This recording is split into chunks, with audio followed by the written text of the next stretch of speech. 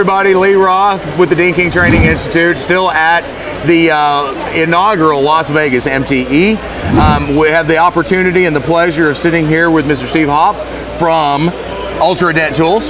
And thank you very much, Steve, for taking a few minutes with us. We really appreciate it. So for those, I mean, just about everybody knows Ultra Tools, and if you don't, you need to know about Ultra Tools.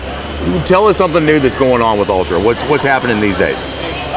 You know, we're really on the precipice of breaking into the collision repair industry, I feel, because I think the collision repair industry has finally awoken to the fact that PDR is such a valuable facet to the industry that they've been really not taking advantage of, not utilizing properly, and didn't want to admit to for many years.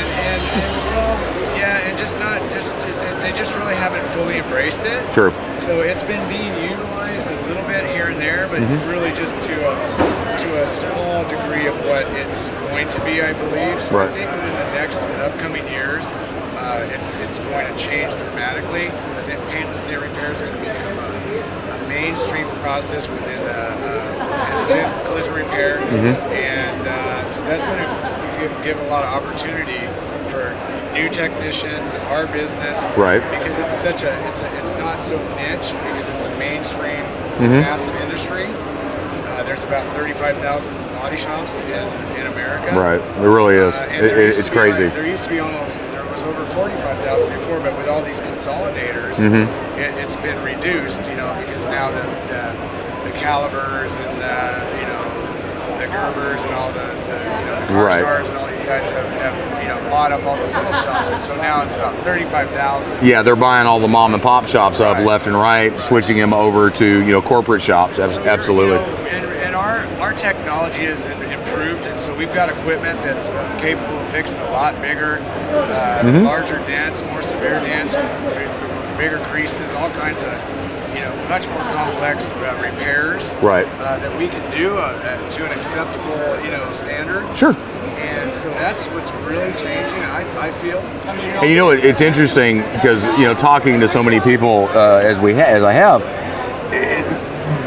everything that you're saying is kind of a consensus throughout the industry, and it goes hand in hand with so much of the big smash damage that technicians are doing these days that only a handful of technicians used to do back in the day. I for one, cut my teeth in the industry on nasty wholesale stuff back in Texas, all years ago, and I was forced to fix stuff by my old mentor. I'll leave his name out of it, but forced to fix some of those smashes. In the long run, yes, it made me a better technician, but it was stuff that nobody would ever repair. It was, you'd send that to the body shop. I'm not touching that, send that to the body shop.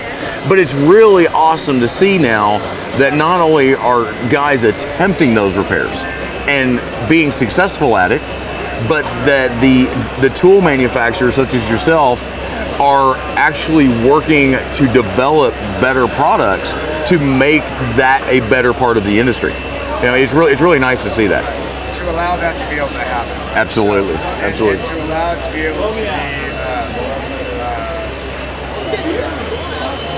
profitable enough for the guys. Because in the past there was never enough money in it. Absolutely, absolutely agree with you. I really feel that it is. I think you're right. Insurance companies will pay for it, customers will pay for it, body shop owners will pay for it. So there's more money on the table really for everybody for paintless dent repair. Right. When we start talking about what can be done on the larger dents. Well, and everybody's market is so different. So like for the two of y'all, James, obviously he's our head instructor, but he's also still a technician. Y'all are both, Dean King and Ultra are in the Southern California area.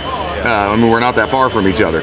And my market in Texas and in Denver, which is where I do most of my work, is very different than the SoCal market. And then things like the Mobile Tech RX platforms that are helping with the technicians building that money and that the amount that needs to be charged for those big smashes. It's just all kind of working together, because in the past, especially, and I don't know, maybe it's me, maybe I'm wrong, But that Southern California market, customers would rather trade the car in than fix it. But they're getting to the point, because you can do these repairs as well as we can do them now. Okay, well, maybe I will spend that money doing it, where they wouldn't have done that here in the past. They just get rid of the car or send it to the body shop, So guys are definitely being able to increase their profit margins and their income streams by doing those type of repairs.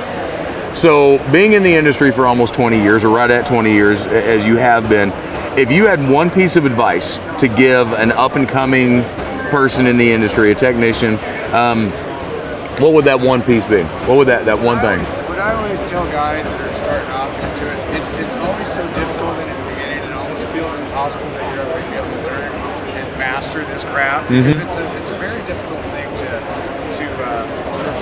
perfect. Oh, absolutely. So it's really, I say, just in the beginning, you gotta stick with it for 3 to 6 months, and you got to get through the boot camp aspect of you got to get over the hump, and you've got to just realize it's gonna feel like it's impossible, but it really, if you get after that 6 months, you'll see that it starts getting easier and easier and easier for you. Sure. And I just talked to a guy, a customer that came by the booth. He's got a year in it now, and now he's starting to. Usually after about a year, guys really start to. Get to where they start to get a handle on it, and now it becomes to where, hey, you know what? I can actually do this and make a living at it. Yeah. And it's good. But the best part about that is the good news is that. If it wasn't difficult like that, it wouldn't be a high-paying job. This is true. This is true. Okay? So absolutely. That's what you really got to realize. Is that it's good that it's hard. Yeah, absolutely. And it's guys can't perfect it, and it's good that guys can't really easily. Not everybody can do it. Let's face it. I for one, I remember, like most technicians in the industry, when I got done with my training, I sucked like everybody else. And it's a dedication factor. I mean, if you don't have that dedication to work at it and a work ethic with the dedication, you can want it, but if you don't do it, wanting it's irrelevant. You got to have the follow through, and you got to put the effort into it. Absolutely. Discipline, and you have to really want to do it. Absolutely. That's what it comes down to.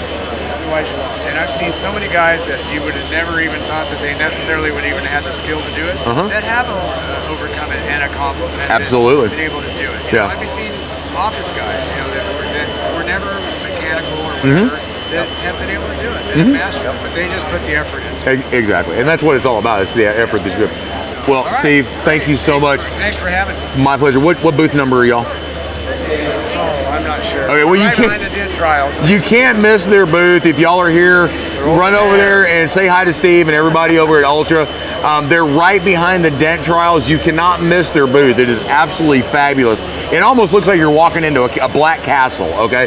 It's super, super cool. Go check them out, and we'll catch up to you here in just a little bit. All right, thanks, guys.